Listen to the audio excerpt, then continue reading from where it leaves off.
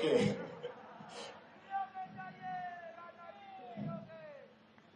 धैर्य रखिए, धैर्य रखिए। मेरे बहनों भाइयों, चुनाव चल रहा है। चुनाव में स्वाभाविक है सारी राजनीतिक पार्टियां आपके पास आएंगी और आपसे अपनी अपनी बातें रखेंगी। हम आएंगे तो यह कर देंगे, हम आएंगे तो वह कर देंगे।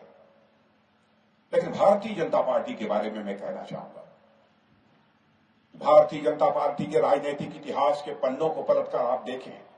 भारतीय जनता पार्टी एक ऐसी राजनीतिक पार्टी है मेरे बहनों भाइयों, जो कहती है वो करती है।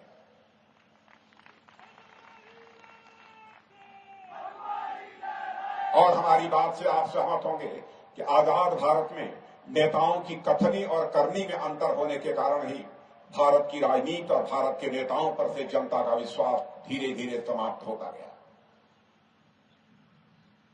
और यह भारत की राजनीति में जो विश्वास का संकट पैदा हुआ है, इसे चुनौती के रूप में किसी राजनीतिक पार्टी ने स्वीकार किया है तो मैं दावे के साथ कह सकता हूं, यह हमारी और आपकी राजनीतिक पार्टी भारतीय जनता पार्टी ने इसे स्वीकार किया है। मुझे याद है कि 2014 में जब मैं पार्टी का राष्ट्रीय अध्यक्ष था, मोदी जी प्रधानमंत्री के लिए कैंडिडेट के रूप में उस समय प्रोजेक्ट हुए थे। चुनावी घोषणा पत्र बन रहा था। मोदी जी बार बार मुझसे चर्चा करते थे, कहते थे अध्यक्ष जी यह देख लीजिएगा कहीं कोई ऐसी बात ना आ जाए घोषणा पत्र में जिसको हम पूरा न कर पाए। माने बराबर इस बात की चिंता उन्हें सता रही थी, कहीं कोई ऐसी चीज घोषणा पत्र में न आ जाए जिसको हम पूरा न कर सकें और विश्वास का संकट जो भारत की राजनीति में हो और अधिक गहरा हो जाए।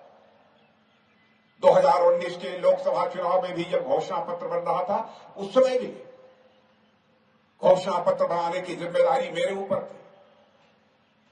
बराबर सजग रहते थे हमारे प्रधानमंत्री मोदी जी कि राजनाथ जी ध्यान रखिएगा, वही चीजें आनी चाहिए कि सरकार बनने के बाद जिसे हम पूरा कर सकें।